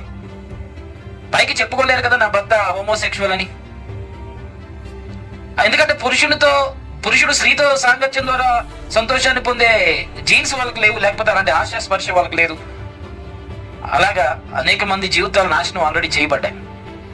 కాబట్టి లోక సంబంధమైన ఈ శరీర స్పర్శ అనేది మనుషులకు రకరకాల రీతులుగా ఉంది. ఈ రకరకాల రీతులుగా ఉన్న ఈ స్పర్శలన్నీ కూడా దాదాపుగా దేవునికి భిన్నంగా, దేవుని వాక్యానికి భిన్నంగా ఉండేటట్టుగా ప్రవర్తించేటట్టుగా చేస్తున్నాయి. పిల్లరా, ఈరోజు ఈ ఆత్మఫలంలో ఉన్న ఈ 9 ఈరోజు కంప్లీట్ అవుతున్నాయి. విస్తరించి ఎక్కువ మాట్లాడుతున్నాను అనుకోవద్దు, ఈరోజు ముగింపు కనుక నేను చెప్పాలనుకున్నవి నేను చెప్పి ఈరోజు ముగిస్తాను. సాతాను మనిషి జీవితాన్ని ప్రభావితం చేసి మానవ స్పర్శను బట్టి సుఖపడే రీతిగా మనిషికి అలవాటు చేశాడు. సుఖానికి అలవాటు పడే రీతిగా సుఖం కొరకు ఏదన్నా మనం చేసేస్తాం, త్యాగం చేసేస్తాం, డబ్బు ఖర్చు పెట్టేస్తాం, వెచ్చలవిడిగా ప్రవర్తించాలి, మన శరీరానికి అదుపు లేకుండా ఉండాలి, ఎవరి అండర్లో మనం ఉండకూడదు అనే రీతిగా ఒక జంతువు బ్రతుకుతుంది, ఒక మనిషి బ్రతుకుతున్నాడు అన్నట్టుగా మానవ విలువలు కోల్పోయే రీతిగా సాతాను మనిషిని ప్రేరేపిస్తూ ఉన్నాడు. కాబట్టి ఎలాగా తన యొక్క మానాన్ని కాపాడుకోవాలి, తన గుణలక్షణాలు కాపాడుకోవాలి, దేవుణ్ణి మెప్పించే జీవితం ఎలా జీవించాలి అనడానికి చక్కని ఉదాహరణ యేసుక్రీస్తు ప్రభువే. కాబట్టి ఈ లోకంలో యేసుక్రీస్తు ప్రభు ఎలా జీవించి దేవునికి మహిమకరమైన జీవితాన్ని జీవించాడు, అదే జీవితం మనం జీవించడానికి పరిశుద్ధాత్మ ద్వారా దేవుడు ఈ ఆత్మఫలము అనేది మనకు అనుగ్రహించాడు. ఈ ఆత్మఫలంలో ఈ 9 ఫలాలలో ఆఖరిది ఆశా నిగ్రహం అనేది ముఖ్యంగా ఈ శరీర సంబంధమైన ప్రతి అలవాటును, ఈ శరీర సంబంధమైన ప్రతి ఒక్క లోక సంబంధమైన దేవుని ద్వారా పుట్టని ప్రతి ఆశను జయించడానికి ఈ యొక్క ఆత్మ ద్వారా ఈ శరీర సంబంధమైన వాటన్నిటిని జయించడానికి పరిశుద్ధాత్మ ద్వారా కలిగిన ఆశా నిగ్రహం అనేది మనకి ఉపయోగపడుతుంది. ముఖ్యంగా గలతీయులకు రాసిన పత్రిక 5వ అధ్యాయం 17వ వచనం ప్రకారంగా ఆత్మ ద్వారా నడిచినప్పుడు ఆటోమేటిక్ గా శరీరానికి భిన్నంగా మనం ప్రవర్తిస్తాం. ఆత్మ సంబంధమైన వాటిని మనం దృష్టించడం నేర్చుకోవాలి. ఆత్మ సంబంధమైనవి ఎక్కడ దొరుకుతాయి మనకి? ఆత్మ సంబంధమైనవి ఎక్కడ తెలుసుకుంటాం? ఈ లోక సంబంధమైన పుస్తకాల్లో దొరకదు ఆ విషయాలు. ఈ లోక సంబంధమైన వ్యక్తుల దగ్గర ఆ విషయాలు దొరకవు. ఒకటి దేవుని వాక్యం, ఈ బైబిల్ గ్రంథంలో మాత్రమే ఆత్మ సంబంధమైన విషయాలు దొరుకుతాయి. కాబట్టి మన జీవితంలో ఆత్మ సంబంధమైన ధననిధి, ఆత్మ సంబంధమైన జీవితాన్ని జీవించడానికి కావాల్సిన మన మాన్యువల్, ఈ లోకంలో దేవునికి ఇష్టలుగా మనం బ్రతకడానికి కావాల్సిన ఈ యొక్క మాన్యువల్ మనకు కావాలి, వాక్యం. కాబట్టి వాక్యం మీద మన ధ్యాస ఉండాలి. వాక్యం ఏది చెప్తుందో ఆ మాటకు లోబడాలి. వాక్యానుసారంగా మనం జీవించాలి. ఇది మన యొక్క జీవిత లక్ష్యం, దేవుడు కోరుకునే విధానం. ఎందుకు బైబిల్ గ్రంథాన్ని రికార్డ్ చేయించాడు, రాయించాడు? ప్రవక్తలతో మాట్లాడినప్పుడు ఈ విషయాలు రాయి అని దేవుడు వాళ్ళకి చెప్పి రాయించాడు. జరిగిన ప్రతిదీ బైబిల్ గ్రంథం చూస్తే ఆఖరికి లోతు కుమార్తెలు లోతు ద్వారా గర్భవతులయ్యారనే విషయం కూడా ఎందుకు రాయించాడు? ఎందుచేత కొన్ని మనుషులు చేసిన వికృత కార్యాలన్నీ బైబిల్లో ఎందుకు రాయించాడు? దృష్టాంతాలుగా అవన్నీ రికార్డ్ చేసి మనం అలా ఉండకూడదు, దేవుడికి అది అవిధేయత కలిగిన విషయం, దేవునికి అది ఇష్టం లేని కార్యం అని తెలియచేయడానికి. దేవుడు వెలుగు కలుగును గాక అన్నప్పుడు చీకటి ఉంది కదా. ఎందుకు చీకటి ఉంచాడు? వెలుగు చీకటి మధ్య వ్యత్యాసం అనేది మనిషి తెలుసుకోవాలి కనుక. బైబిల్ గ్రంథంలో కూడా చదవటానికే అమ్మో ఎలా ఉంది ఏంటి అనిపించే విషయాలు కూడా బైబిల్ గ్రంథంలో రాయబడ్డాయి. ఎవరో జీవితంలో జరిగిన విషయాలు అవన్నీ. అలా మనం బ్రతకమని దేవుడు ఏం చెప్పట్లేదు కదా. దేవుడు చెప్పట్లేదు అలా బ్రతకండి, అలా రాయించాను బైబిల్లో అలా బ్రతకండి అని చెప్పట్లేదు. ఎలా బ్రతకకూడదో చెప్పడానికి ఏది జరిగిందో దృష్టాంతాలుగా దేవుడు బైబిల్ గ్రంథంలో రాశాడు. కాబట్టి బైబిల్ గ్రంథంలో ప్రతిదీ క్షుణ్ణంగా జరిగిన చరిత్రలన్నీ రికార్డెడ్ గా దేవుడు రాయించి ఏది మంచిదో ఏది చెడ్డదో, ఎలా దేవునికి ఇష్టమో ఏది దేవునికి ఇష్టం లేదో, ఎలా బ్రతకాలో ఎలా బ్రతకకూడదో మనిషికి అర్థమవడానికి ప్రతిదీ దేవుడు ముందుగా మన బైబిల్ గ్రంథంలో పెట్టాడు. ఆదామవ్వల ముందు జీవఫల వృక్షాన్ని, మంచి చెడ్డలు తెలివినిచ్చే వృక్ష ఫలాన్ని ముందు ఎలా పెట్టాడో రెండింటిని, సృష్టిలో వెలుగు చీకటిని దేవుడు రెండింటిని ఎలా పెట్టాడు, దేవుని రాజ్యం సాతాను రాజ్యం, పరలోకం నరకం అని రెండింటిని దేవుడు ఎలా పెట్టాడు, ఆత్మ సంబంధమైన జీవితం ప్రకృతి సంబంధమైన జీవితం రెండు ఎలా ఉన్నాయో ప్రతిదీ కూడా దేవుడు రెండింటినీ మనిషి ముందు పెట్టాడు. రెండింటినీ మనిషి ముందు పెడుతున్నప్పుడు బైబిల్ గ్రంథంలో కూడా జరిగిన కొన్ని చేదు అనుభవాలు, చేదు దృష్టాంతాలు, ఎలా జరిగినాయి ఏంటి అని మనం బాధపడే విషయాలు కూడా బైబిల్ గ్రంథంలో రాసి ఉంచాడు. ఎందుకంటే అలా మనం ఉండకూడదు అని. కాబట్టి ఆత్మ సంబంధమైన జీవితాన్ని జీవించే వ్యక్తికి ఎలా జీవించాలో ఎలా ఉండాలో తెలియచేయడానికి, ఎలా జీవించకూడదు అని ఉపమానాల రీతిగా దేవుడు ప్రతిదీ కూడా వాళ్ళ జీవితాలన్నీ రికార్డ్ చేయించి బైబిల్ గ్రంథంలో పెట్టాడు. ఆ తప్పులు మనం చేయడానికి కాదు, ఆ తప్పులను చూసి మనం ఎంకరేజ్ అవ్వడానికి కాదు. అలా జరిగింది, అది దేవుడికి అవిధేయత కలిగిన కార్యం అని చెప్పడానికి దేవుడు బైబిల్ గ్రంథంలో వీటన్నిటిని దృష్టాంతాలుగా రాశాడు. ముఖ్యంగా నేను కొంత ముగింపులోనికి రాబోతున్నాను. ఇంకా విస్తరించి చాలా చెప్పవచ్చు ఇదే ఆశా నిగ్రహం గురించి. త్వరగా ముగించడానికి ప్రయత్నం చేస్తున్నాను. హెబ్రీయులకు రాసిన పత్రిక 11:24-25 వచనాలు మనం గమనిస్తే ఇక్కడ మోషే మనకు కనబడుతున్నాడు. మోషే జీవితాన్ని ఒకసారి మనం ఆలోచన చేస్తే మోషే సుఖాన్ని అనుభవించి విచ్చలవిడిగా జీవించడానికి ఎన్నో అవకాశాలు మోషేకు ఉన్నాయి. ఎందుకంటే రాజకుమార్తె దత్తత తీసుకుంది కనుక రాజకుమార్తె ద్వారా రాజభోగాన్ని అనుభవిస్తున్నప్పుడు తన శరీరాశలు ఎలాగైనా తను అనుభవించవచ్చు, ఎలాగైనా నెరవేర్చుకోవచ్చు, తన ఇష్టానుసారంగా జీవించవచ్చు. హెబ్రీయులకు రాసిన పత్రిక 11:24-26 వచనాల మధ్యలో మనం గమనిస్తే మోషే పెద్దవాడైనప్పుడు విశ్వాసమును బట్టి ఐగుప్తు ధనము కంటే క్రీస్తు విషయమైన నింద గొప్పదని ఎంచుకున్నాడు. గమనించండి, ఐగుప్తులో ఉన్న ధనము కంటే, సుఖము కంటే, భోగము కంటే క్రీస్తు నిమిత్తం కలిగే నింద గొప్పది అని ఎంచుకున్నాడు. రెండవది, అల్పకాలము పాప భోగం అనుభవించడం కంటే దేవుని ప్రజలతో శ్రమ అనుభవించడం మంచిది అనుకున్నాడు. రెండో చూడండి, అల్పకాలం పాప భోగములు అంటే ఇష్టం వచ్చిన వ్యక్తిని ఇష్టపడవచ్చు, ఇష్టం వచ్చినట్టుగా బ్రతకవచ్చు, రాజరికంగా దత్తత పుత్రుడిగా ఫరో దగ్గర పెరుగుతున్నాడు, ఏ రీతిగానే శరీర ఆశలను నెరవేర్చుకునే పరిస్థితులు ఉన్నాయి. అదే బైబిల్లో రాయబడింది. పాప భోగములు, అల్పకాలమున ఉండే ఈ పాప భోగములన్నీ అనుభవించే అవకాశాలు ఉన్నాయి. అయితే క్రీస్తు నిమిత్తం ఏం చేశాడంట? క్రీస్తు నిమిత్తం దేవుని ప్రజలతో శ్రమ అనుభవించడం మంచిది అనుకున్నాడంట. అంటే శరీరాన్ని సుఖపెట్టుకొని సుఖంతో బ్రతకటం కంటే శరీరానికి హాని చేసుకొని బాధపడటమే ఇష్టంగా భావించాడంట. మన శరీరం కోరుకున్నది కోరుకున్నట్టుగా చేస్తుంటే మనిషికి విలువ అనేది, విలువలతో కూడిన జీవితం అంటే ఏంటో తెలియదు. మోషే జీవితంలో అన్ని అవకాశాలు ఉన్నాయి. దత్తత రాజకుమార్తె తీసుకుంది కనుక తన పాప భోగములను అనుభవించడానికి అన్నిటికీ రైట్స్ ఉన్నాయి. కానీ మోషే జీవితంలో ఆ శరీరాన్ని సుఖపెట్టుకోవడం కంటే ఆ శరీరాన్ని క్రీస్తు నిమిత్తం, క్రీస్తు ప్రజలతో పాటు, దేవుని ప్రజలతో పాటు తన శరీరాన్ని కష్టపెట్టుకోవడానికి, శ్రమ పెట్టుకోవడానికి మోషే ఇష్టపడ్డాడు. ఖచ్చితంగా మోషే జీవితం నుండి ఇది మనం గ్రహించాలి. శరీరాన్ని సుఖపెట్టుకోవడే అవకాశాలు చాలా మనకు వస్తాయి. శరీరాన్ని సుఖపెట్టుకోవడానికి చాలా అవకాశాలు మన చుట్టూ ఉంటాయి. అదే శరీరాన్ని దేవుని కొరకు శ్రమ పెట్టుకునే జీవితం జీవించాలంటే ఈ ఆత్మ ఫలములో ఉన్న ఆశా నిగ్రహం మనకు కావాలి. మన శరీరాన్ని క్రీస్తు కొరకు శ్రమ పెట్టుకునే జీవితం జీవించాలి. అంటే మీరు ఉపవాసాలు చేయండి, లేకపోతే మీరు కఠినంగా నీళ్లు తాగకుండా, అన్నం తినకుండా శరీరం నరగొట్టుకోండి అని చెప్పట్లేదు.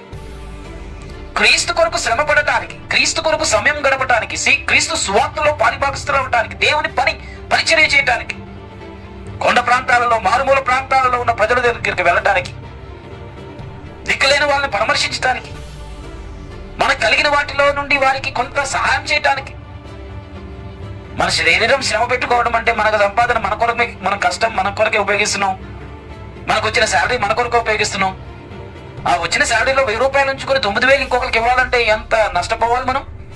అది శరీరాన్ని శ్రమ పెట్టుకోవడం కదా. మనకు కావాల్సిన అవసరతలు తీర్చుకోకుండా, నాన్ వెజ్ తినకుండా, ఈ యొక్క వెజ్ ఐటమ్స్, వెజిటబుల్స్ తిని కూరగాయలతో కడుపు నింపుకోవాలంటే ఎంత బాధ. శరీరం కష్టపెట్టుకోవడమే కదా. కాబట్టి మన శరీరాన్ని కష్టపెట్టుకునే పనులు, క్రీస్తు కొరకు శ్రమ పడే పని ఏది ఉందో దాన్ని మనం చూడాలి. ఇతరుల కొరకు సమయం కేటాయించడం అనేది కొంత కష్టమైన పని. ఇతరుల కొరకు సమయం కేటాయించడం, ఎందుకంటే సమయమే లేదు మనిషికి, సమయం సరిపోవట్లేదు.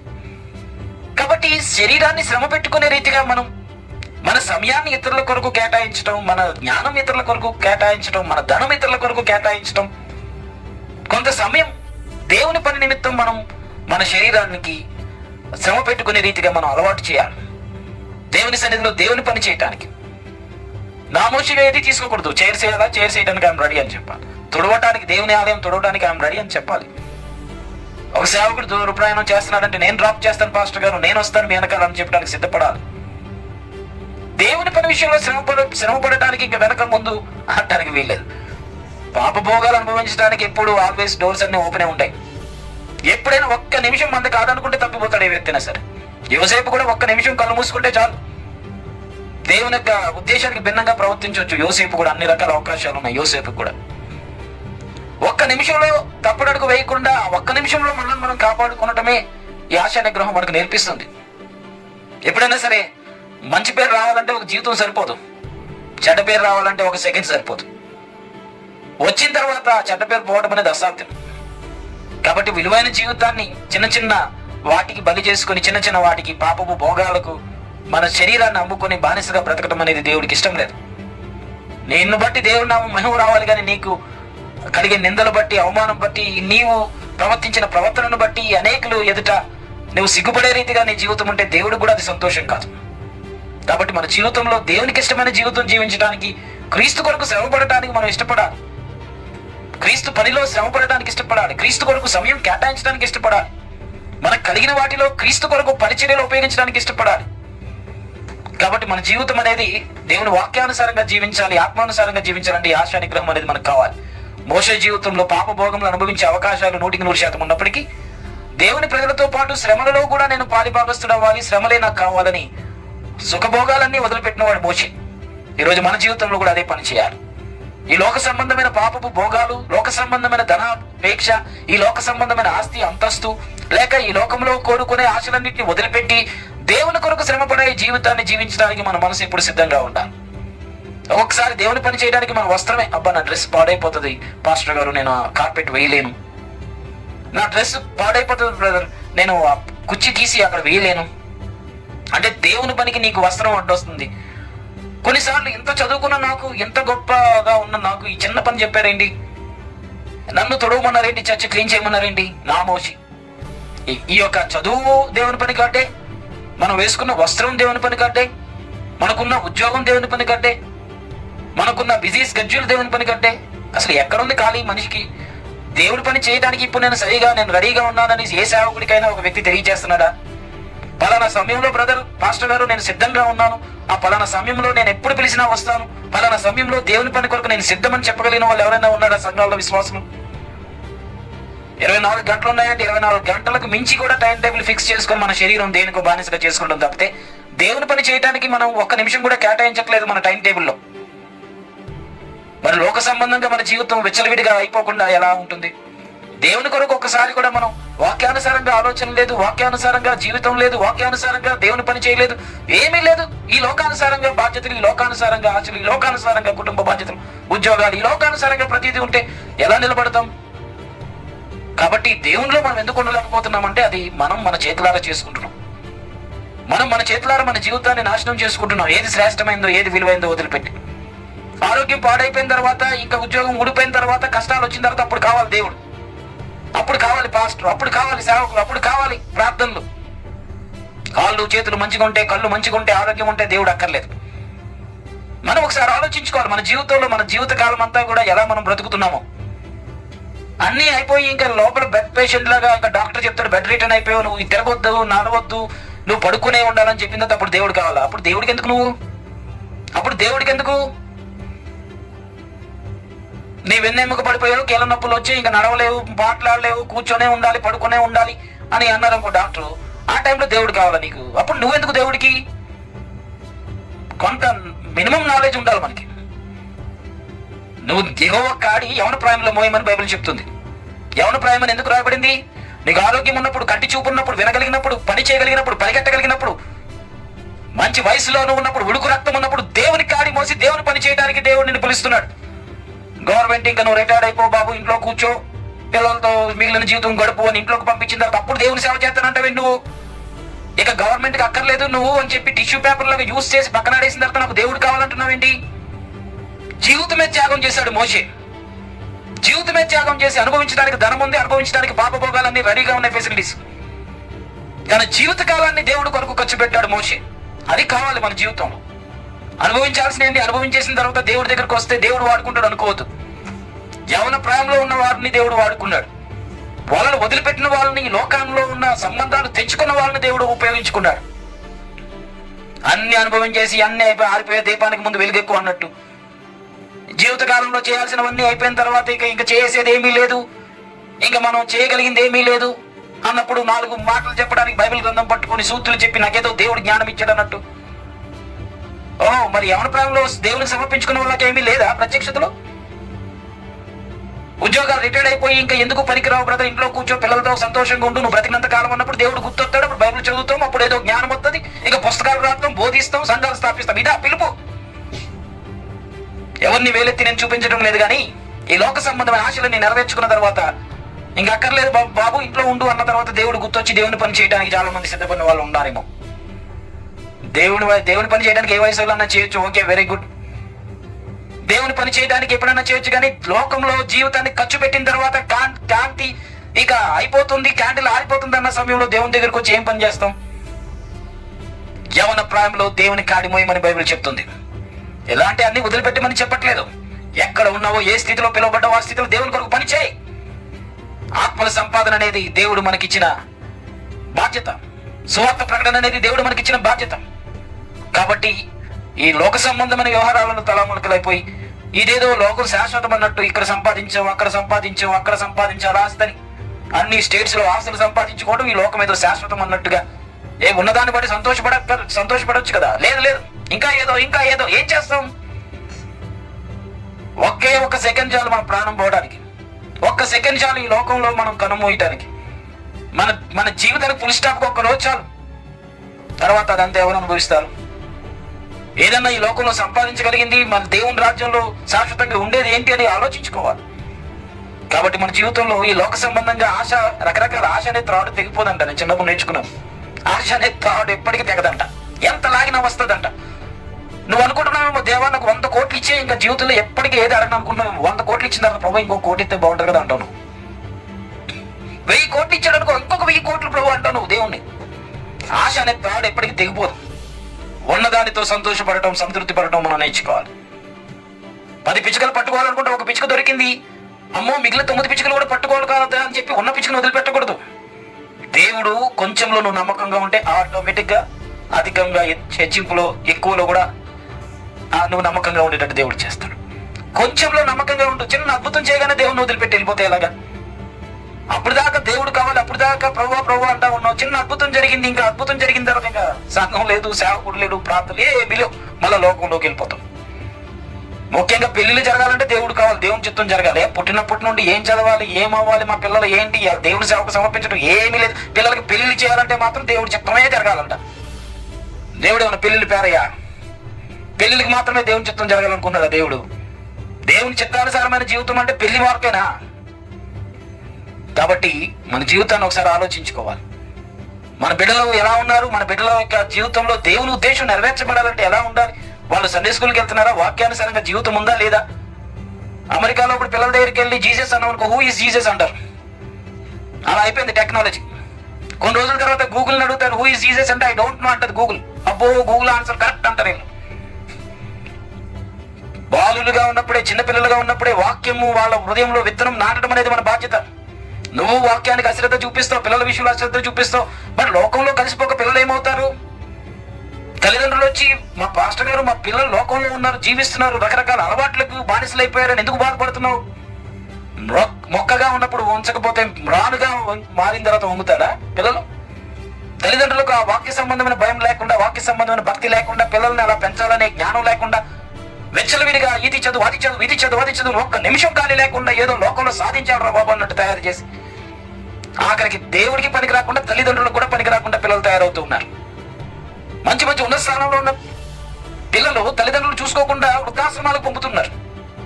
దేవుడి భయం లేదు, మనుషుల భయం లేదు. వాళ్ళు వృద్ధాశ్రమంలో పెట్టేసి నీకు నెల కింద పంపిస్తానులే 1 లక్ష రూపాయలు వృద్ధాశ్రమంలో ఉండంటున్నారు.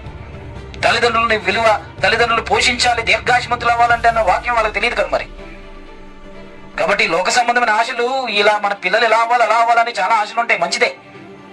దేవుని సంబంధమైన దేవుని చిత్తం నెరవేర్చబడాలనే ఆశ మనకు ఉండాలి. మన పిల్లలు అది నెరవేర్చబడకపోతే ఇంకా భవిష్యత్తులో వాళ్ళ ద్వారా తల్లిదండ్రులు సుఖం అనుభవిస్తారంటే ఇంకా అది సాధ్యమయ్యే పని కాదు.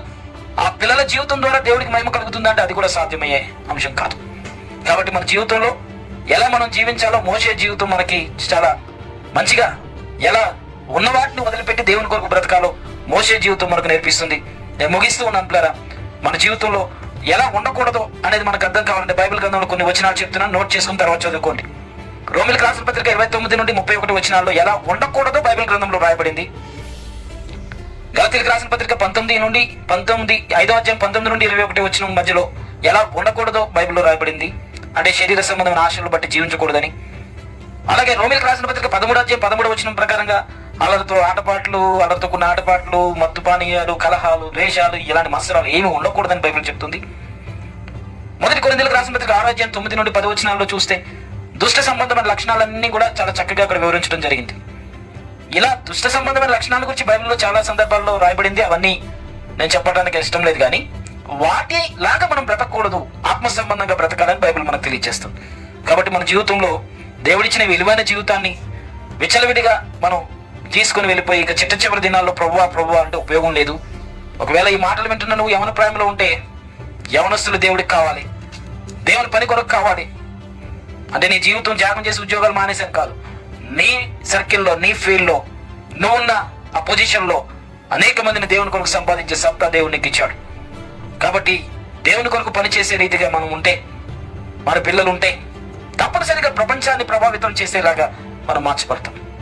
కాబట్టి మన జీవితంలో దేవుడిచ్చిన ఆధిక్యతలన్నింటిని బట్టి దేవుని గణపరిచి కృతజ్ఞతాస్తుతులు చెల్లించాలి. సేమ్ టైం దేవునికి మహిమార్థమైన జీవితాన్ని జీవించడానికి మన శరీరాన్ని మనం అప్పగించుకోవాలి. 1 పేతురు 1వ అధ్యాయం 22వ వచనంలో మనం క్షయమైన బీజం కాదు, అక్షయ బీజం, దేవుని వాక్యం ద్వారా పుట్టాం కాబట్టి ఎలా బ్రతకాలో ఈ బైబిల్ గ్రంథంలో మనకు తెలియచేస్తుంది. సో అలాగే మన జీవితంలో మనసును ఎలా స్వాధీనపరచుకోవాలో, ఎంత శ్రేష్టమైందో మనసును కూర్చి సామెత గ్రంథం 23 వచనంలో రాయబడింది. మన మనసును మనం స్వాధీనం పెట్టుకోవాలి. సాధారణంగా మనసును స్వాధీనం పెట్టుకోవడమే ఎవరికి సాధ్యం కాదు. పట్టణం పట్టుకోవడం చాలా సులువు, పట్టణం పట్టుకోగలడు, ఆక్రమించగలడు, కానీ మనసును స్వాధీనం పరుచుకునేవాడు కష్టం. కాబట్టి ఆ మనసును స్వాధీనపరచుకోవడానికే ఈ పరిశుద్ధాత్మ అనే ఫలాన్ని దేవుడు మనకి ఇచ్చాడు. కాబట్టి ఆ మనసును స్వాధీనపరుచుకొని మనం దేవుని యొక్క మాట ప్రకారంగా బ్రతకడానికి, శరీరాన్ని మన అదుపులో పెట్టుకుని దేవుని మహిమ కొరకు బ్రతకడానికి దేవుడు మనకి సహాయం చేస్తాడు. ఇంకా ఆఖరి వచనాలు ఏంటంటే, రోమిలికి రాసిన పత్రిక 6వ అధ్యాయం 12-13 వచనాల్లో పాపం మనలను ఏలనివ్వకూడదని రాయబడింది. పాపము నిన్ను ఏలనివ్వద్దని రాయబడింది. నువ్వు పాపానికి ఏం బానిసవు కాదు, పాపం ప్రకారం బ్రతకడానికి, పాప నియమానికి లోబడటానికి, పాపం చెప్పినట్టుగా చేయడానికి, పాపగా బ్రతకడానికి, పాపానికి ఏమి నువ్వు బానిసవు కాదు, దాసుడవు కాదు, రుణస్థుడవు కాదు. పాపం అనేది నిన్ను ఏలడానికి వీల్లేదు. ఆత్మ సంబంధంగా బ్రతకాలి నువ్వు. రోమిలికి రాసిన పత్రిక 8వ అధ్యాయం 13వ వచనం ప్రకారంగా మనం శరీరానుసారంగా ప్రవర్తించడానికి, శరీరానికి మనం రుణస్థులం కాదు అని బైబిల్ చెప్తుంది. మరి ఎలా బ్రతకాలి? మత్తయి రాసిన సువార్త 16:24 వచనం ప్రకారంగా తన్ను తాను ఉపేక్షించుకొని నా సిలువెత్తుకొని నన్ను వెంబడించాలన్నాడు యేసు. నిన్ను నువ్వు ఉపేక్షించుకో, నీకు నువ్వుగా పెంటగా ఈ లోకంలో నిన్ను నువ్వు ఉపేక్షించుకో. అపొస్తలుడైన పౌలు కూడా అలాగే తనకు కలిగినదంతా పెంటగా పోల్చుకున్నాడు. దేవుని యొక్క రాజ్యం నిమిత్తం, దేవుని పని కొరకు నిన్ను నువ్వు ఉపేక్షించుకో. నిన్ను నువ్వు ఉపేక్షించుకొని ఈ లోక సంబంధమైన ఆశలన్నీ చంపుకొని నువ్వు యేసుక్రీస్తును వెంబడించే వ్యక్తిగా నువ్వు మార్చబడాలి. కాబట్టి ఇలా చెప్పుకుంటూ పోతే చాలా వచనాలు ఉన్నాయి, దాన్ని ముగిస్తున్నాను. మన జీవితం విలువైంది. ఈ విలువైన జీవితాన్ని కాపాడుకొని మానవ విలువలతో బ్రతకాలి అంటే ఆత్మఫలములున్న ఆశా నిగ్రహం మనకు కావాలి. ఆశా నిగ్రహం ద్వారా మనిషి దేవుని మెరుగుపరిచే రీతిగా బ్రతుకుతాడు, సమాజానికి ఉపయోగకరంగా కూడా జీవించగలుగుతాడు. కన్న తల్లిదండ్రులకు కూడా సంతోషాన్ని కలిగిస్తాడు, తల్లిదండ్రులను తమ పైకెత్తుకునే రీతిగా చేస్తాడు.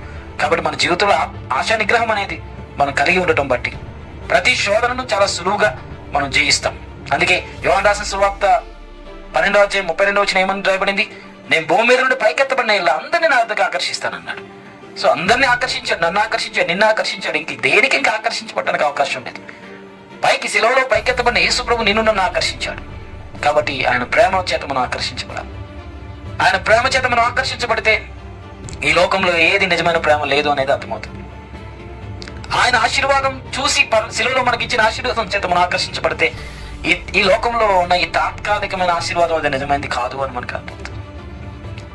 మనము తండ్రి చేతికి మన చేతిని కలిపి శిలువలో యేసుక్రీస్తు ప్రభు ఆయన చెయ్యి విడిచిపెట్టి ఆయన బాధ అనుభవించాడు కదా. ఆయన యేసుక్రీస్తు ప్రభు పొందిన ఆ యొక్క బాధ, తండ్రి చేత విడిచిపెట్టబడిన బాధను గురించి మనం ఆలోచన చేస్తే మనం అనాథలం కాదు, తండ్రి చేత మనం చేయి కలపబడి మనం దేవుని పిల్లలమని ఒక విశ్వాసాన్ని మనకు కలిగిస్తున్నాం.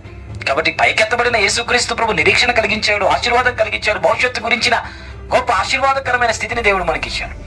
కాబట్టి కనబడుతున్న ప్రకృతి సంబంధమైన వాటి కొరకు బ్రతకడం, ప్రకృతి సంబంధమైన ఆశలు నెరవేర్చుకోవడానికి బ్రతకడం అనేది మన జీవితంలో ఈరోజు ముగింపు కావాలి. ఆత్మఫలం అనే అంశం ఈ రోజు నేను ముగిస్తూ ఉన్నాను. ముఖ్యంగా పైకెత్తబడిన యేసుక్రీస్తు ప్రభు వైపే మనం చూడడం, ఆయన కొరకు ఎంత త్యాగాలన్నా చేయడానికి మనం సిద్ధపడాలి. ఆయన కొరకు ఎంత మహిమకరమైన జీవితం జీవించడానికైనా, ఆయనకు మహిమ తెచ్చే పని ఏ పని చేయడానికైనా మనం కష్టపడాలి. ఆఖరిగా విలియం కేరీ ఒక మాట అన్నాడు, ఆ మాట చెప్తాను. Expect great things from God. దేవుని యొద్ద నుండి ఉన్నతమైన విషయాలు, గొప్ప విషయాలు జరగాలని నువ్వు ఎదురు చూడు. Attempt great things for God. దేవుని కొరకు గొప్ప కార్యాలు తలపెట్టు. Expect great things from God, attempt great things for God. ఇది మన లైఫ్ స్టైల్. మంచి స్లోగన్ ఇది. సో దేవుని దగ్గర నుండి గొప్ప కార్యాల కొరకు ఎదురు చూడు. దేవుని కొరకు గొప్ప కార్యాలు చేయి. నీ జీవితకాలంలో ఎన్ని సంవత్సరాలు బ్రతుకుతావో, ఈ లోకంలో నీ యాత్ర ముగించే దినం వచ్చేటప్పటికి నీకు నువ్వే కాళ్ళకు పైగా ఎగరేసి శబాస్ అనుకునే రీతిగా నేను ఇంత మంచి పని చేయగలిగాను దేవుని కొరకని సంతోషించే రీతిగా నీ జీవితం ముగింపు ఉండాలి. అంతేగాని ఎందుకబ్బా నా జీవితం నాశనం చేసుకున్నాను, ఎందుకబ్బా నేను అప్పుడు అలా నిర్ణయం, ఎందుకబ్బా అని బాధపడే రీతిగా నీ జీవితం అనేది ఎండవకూడదు. గర్వంగా తలపైకెత్తుకునే రీతిగా, దేవుణ్ణి మహిమపరిచే రీతిగా సంతోషంతో నీ జీవితం ముగించబడాలి. కాబట్టి గురి గమ్యం లేనట్టుగా తెగిపోయిన గాలిపటంలా ఎటు పడితే అటు జీవించొద్దు. నిన్ను ఆర్డర్లో పెడుతున్నాడు ఆత్మఫలంతో. కాబట్టి ఆత్మవరాలు అంటే చాలా అందరికి ధ్యాస, ఆసక్తి. దానికన్నా ముఖ్యంగా క్యారెక్టర్ ఇంపార్టెంట్, అది ఆత్మఫలం. కాబట్టి ఆత్మఫలంలో ఉన్న ఈ 9 రకాలుగా ఉన్న ఆత్మఫలాలు నేను టైం తీసుకుని ఒక్కొక్క సిరీస్ యూట్యూబ్లో ఉన్నాయి, మీరు మరలా వినండి. మన జీవితాన్ని మనం క్రమపరుచుకుందాం. ముఖ్యంగా మన జీవితం, మన క్యారెక్టర్ని, దేవుడిచ్చిన ఆత్మ సంబంధమైన క్యారెక్టర్ని మనం కలిగి ఉందాం. దేవునికి మహిమకరంగా మనం జీవిద్దాం. దేవుడు మాటలు దీవించిన గాక. చిన్న ప్రార్థన. కృపా సత్య సంపూర్ణ గొప్ప తండ్రి, ఈ వాక్యం వల్ల ముద్రించండి. నీ వాక్యానుసారంగా మేము జీవించడానికి నీ కృపను గ్రహించండి. ఈ వాక్యం విన్నవారు, సోషల్ మీడియా ద్వారా ఆన్లైన్లో విన్న ప్రతి ఒక్కరికి నీ యొక్క ఆత్మ సంబంధమైన నడిపింపు అనుగ్రహించి, ఆత్మఫలంలో ఉన్న ఈ 9 ఫలాలు ఫలించి నీకు మహిమార్థంగా వారు జీవించినట్టు కృప అనుగ్రహించమని నీ కాపుదలకు వీరందరిని అప్పగిస్తూ యేసునామమున ప్రార్థించి అడిగి వేడుకొనుచున్నాం తండ్రి. ఆమేన్. తండ్రైన దేవుని ప్రేమ, మన ప్రభువు రక్షకుడు యేసుక్రీస్తు వారికి కృప, పరిశుద్ధాత్మ అన్యోన్య సహవాసం కూడి ఉన్న మనకు సర్వలోకమున పరిశుద్ధులకు ఇప్పుడు ఎల్లప్పుడు సదాకాలం దేవుని యొక్క కృప తోడండి సంరక్షించి నడిపించిన గాక. ఆమేన్. అందరికీ వందనాలు. God bless you all. దాని చిత్తమైతే మరి యొక్క తరగతిలో మనం కలుసుకుందాం. దేవుడు మిమ్మల్ని దీవించును గాక. Thank you.